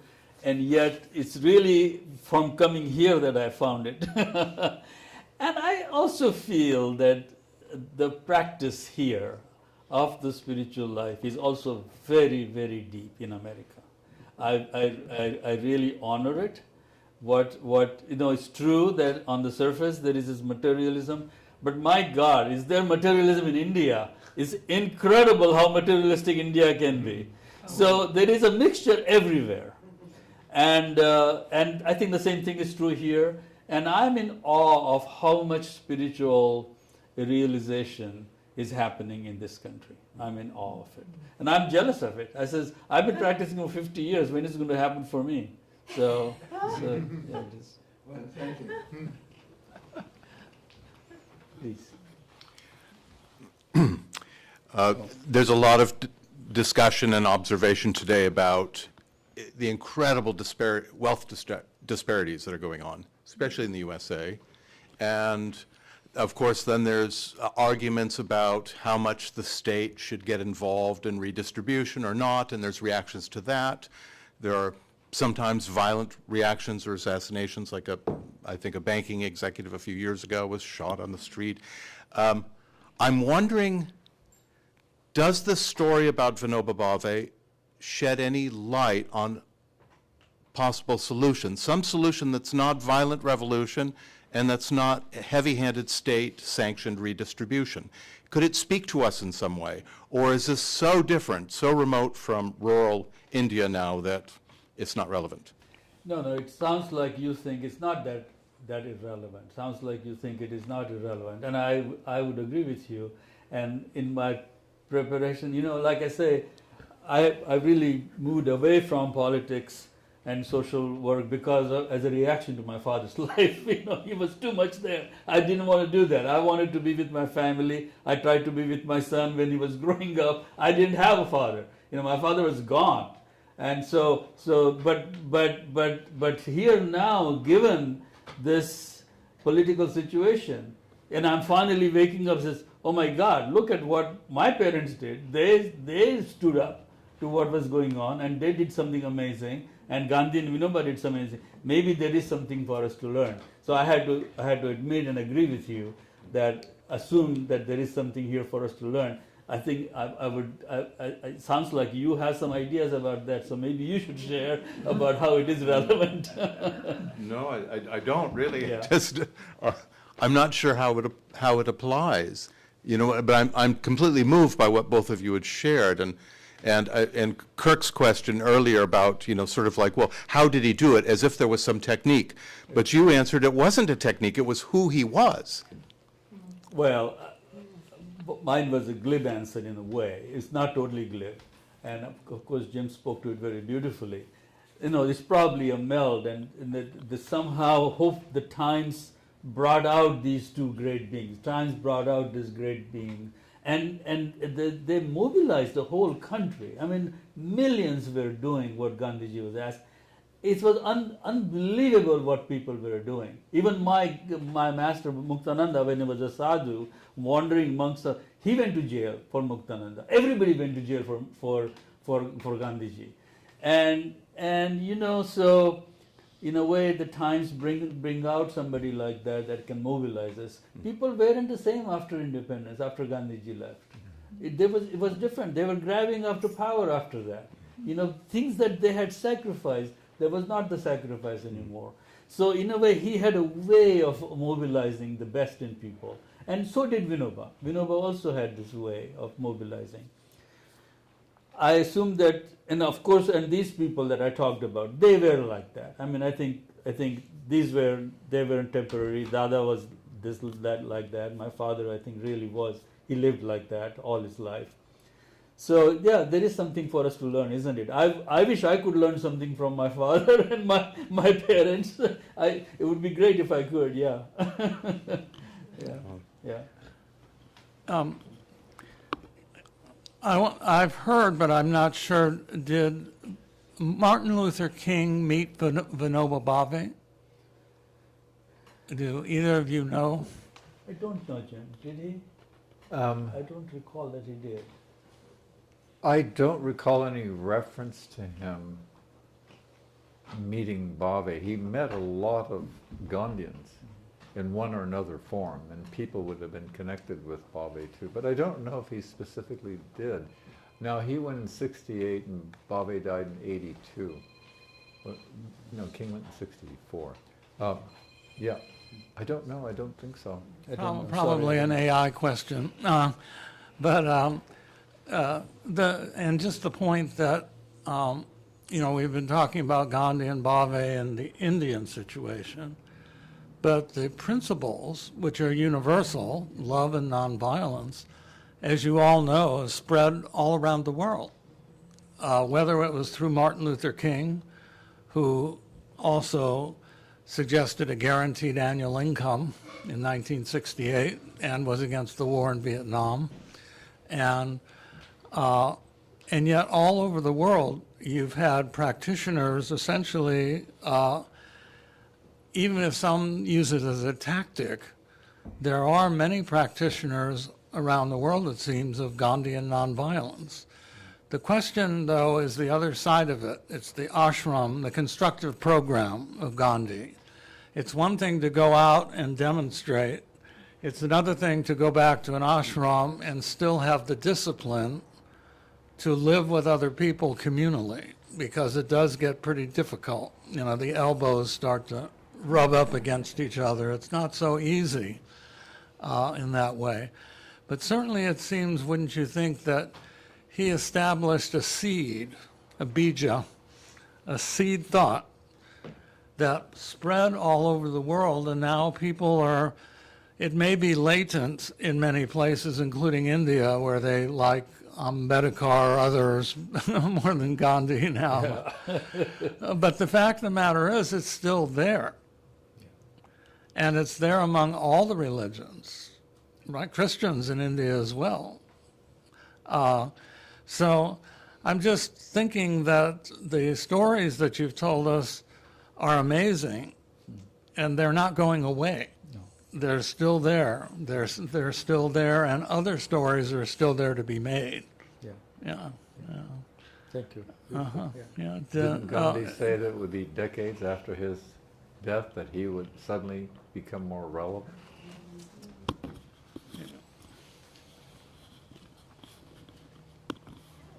This might be too much, but blending, what's your name? Joe. Joe. What you said, you were asking about the relevance of what's going on today, and in practical terms, you witnessed a lot of the mobilization. Is it off? It's actually internet, it's not amplified here, Oh, so they okay. have to hear you. Okay, you saw this mobilization, so if you had any, concrete advice for us, and also because you say that you see the seeds of spirituality in America. And I have not been to very many places, and I hope to travel with you to India, but what is it that you see in America that is inspiring to you spiritually, and can we connect that somehow to change the disturbing situation of the wealth and everybody else, that's it. It's a wonderful question. They're not a question, I see them as a comment. But since you asked me what I see as spiritual, I can share about that. I can respond to that, and I can't respond much to how to put it in practice, or I would be doing something quite different. But probably what happens, like I was saying, as much as spirituality is just in the soil in India, there's no question about it. It's just in the soil. It grows there on the trees. It's just like there is no way around it. It's kind of there. On the other hand, because of the paucity of wealth, and there was tremendous. There are some people who were very, very rich, but in general, there was, when I was growing up, there was people had to struggle to just make things meet. Like I said, we actually had times when we didn't have enough in the house, kind of a thing. But somehow or the other, the normal superficial life of people is actually highly materialistic in India. Extremely materialistic. They want to get this, get that. I mean, there is the spiritual activity going on the side, but really, from the inside, I know how materialistic it is. And so it's a strange contrast. Whereas here in the West, especially in the first world, in the Europe and Americas, because there is, on the whole, because there is poverty here too, but on the whole, the scale is vastly different. The haves are much, much greater in percentage.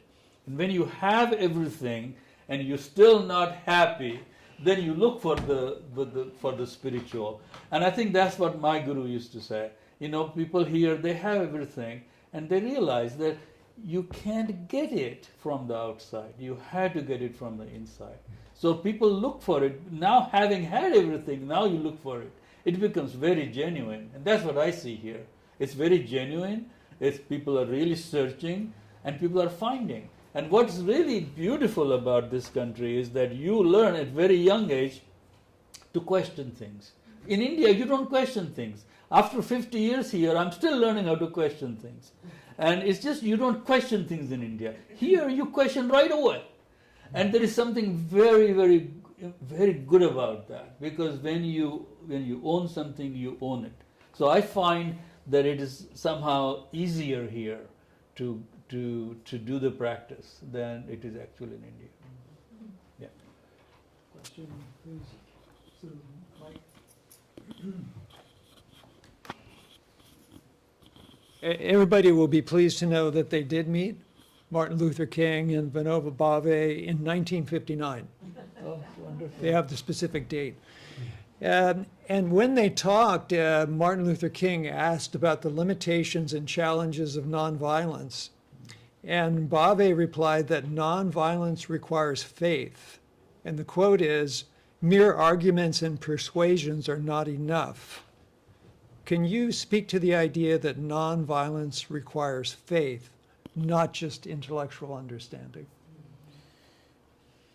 Yeah, and I'm surprised that he used the word faith. I think the word faith in Sanskrit has a slightly different connotation. The Shraddha has a slightly different meaning to it. It's not by any means blind faith. It's really a faith that is earned from a living experience of God. And I think the kind of thing these people were doing was not coming from kind of a faith as saying, oh yeah, I believe in this. It's not like that. There was a deeper thing going on there. There was God running through them, I think. So that's the way I would say there is a deeper connection somehow to reality that is working through you that makes it happen. You have to be fearless. You become fearless, it seems. That's why I showed these examples, because I saw that in action, by the stories kind of a thing, that there was something else working there. And it was in a way faith, but the word faith to me doesn't quite do the job. It's something deeper than that, almost. I mean, faith is very deep. I don't want to, but it is some kind of an experience from inside that puts you in that space. Yeah. Thank you. Thank you for that.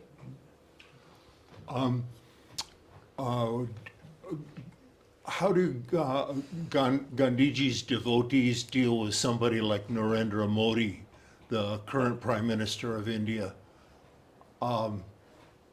It seems like he's very much sort of almost a Trump kind of figure, who's even threatened to kill the grandson of Mahatma Gandhi. No, that's first of all, I can't speak to the politics at all. Sorry, I don't keep up with it. Unfortunately, I can't keep up with it. But I don't think it can be the grandson of Gandhi. You're talking about Rahul Gandhi or something? Arun Gandhi? Arun Gandhi? I don't know. A-R-O-N? Yeah, I don't know. You That's know Indira that Gandhi's son, right? I heard that he was active in politics and was a likely opponent to Narendra Modi, and that Narendra Modi threatened to have him killed. So I'm sorry, I can't respond to the political question at all. Zero. I have no real understanding of it, and I would be. And that there seems to have been a sort of a neo-fascist turn in the leadership of India away from Gandhiji ideals.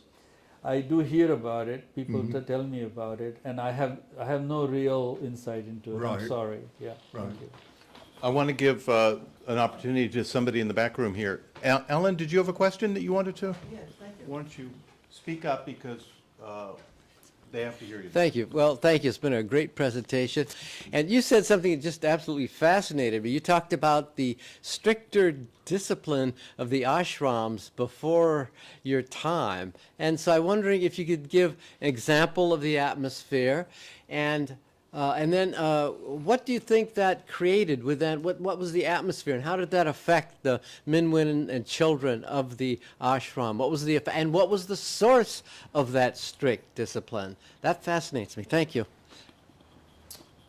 Well, like I was saying though, by the time I was growing up, it had really changed character. And so I went to an elementary school that I showed pictures of where I was 6 years old, so I was not subject to a lot of discipline. They were very loving. My sister used to walk me through mud to the school, and I would complain about the mud on my feet, and she would carry me. And the people there, they were very loving. I didn't experience any strictness at all growing up, but there was this atmosphere that I was talking about. When I was growing up, there was a spiritual vibration, kind of just the way everything was carried on. The strictness I didn't experience personally, but I believe Kirk, you were saying or something about, or whoever was saying about the discipline. I'm sure it was true, but I didn't grow up in that. It was before my time. I want to mention something that's relevant here, but to your perception about America, I think it's just very brilliant and very insightful and very compatible with a kind of a theosophical visualization of the future. But when I was in India a couple of years ago, staying in a very high-class hotel, I need comfort. I'm sorry. but I can't handle going in those hammocks at Adyar. So anyway, but I was speaking with one of the hostesses. They have like them all over the place. She'll go and use beautiful saris and so forth.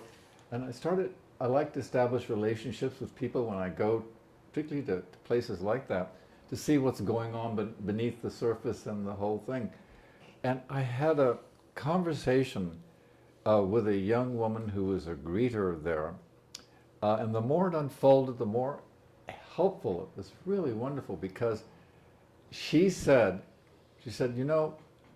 you might not be aware of this, but in India right now, there are many people, teenagers and in their 20s like me, who actually yearn for the spiritual. And I said, okay, what do you mean? She says, well, in India we have, the spiritual is very, as you say, is very apparent. You can go any street corner, you can see someone doing some kind of puja or something of that sort. She said, no, what it is a number of us, including me, we are searching for the genuine experience of the spiritual. And so people like me, what have I done? I'm planning when I reach 30 to go to a certain place where Shiva is worshipped. And I want to prepare for it. That's why I haven't gone now. And I know other friends who at age 15, 16, 17, they decided they believe the spiritual is real, but they want a genuine experience of it. And so they've all located places that they want to go, but they don't want to go until they're ready. I thought, that's really amazing. And she said, no, I'm doing all this work and I'm doing all this, but I study at home and I talk with friends, and we talk, some people have had an experience of a kind of an epiphany of the spiritual, and it transforms their lives. Not immediately, but slowly. It brings a curing kind of spiritual medicinality to it, such that they start seeing their lives now as having a deeper meaning. So that's what we're looking for. The real spiritual, and the fact that it changes how you experience and relate to the world. I thought that's really beautiful. And I wasn't aware of this at all. So I just want to say on behalf of the India I discovered through this young woman, being a microcosm, so to speak, of a certain mentality at this point, I thought that was because you see there's something coming together in the East and the West. I think what started in the 1800s is seeping into the subsoil of American consciousness and Western consciousness. An openness to the spiritual that's away from institutions and is more genuinely coming from individuals through their own search and their own failures, their own mistakes, their own experience. And so that's making it more like the sannyasi in America, a kind of sannyasi that's looking and wanting to share also the experience of the spiritual. But it's also happening in India in a different way, perhaps. But I just think that's a wonderful bridging, of the two cultures, of past and present, because India has a lot of spiritual confidence at a deeper level that Americans are looking for. Yeah. With that, Could you stand behind him? Are you going to give the vote? yeah, okay.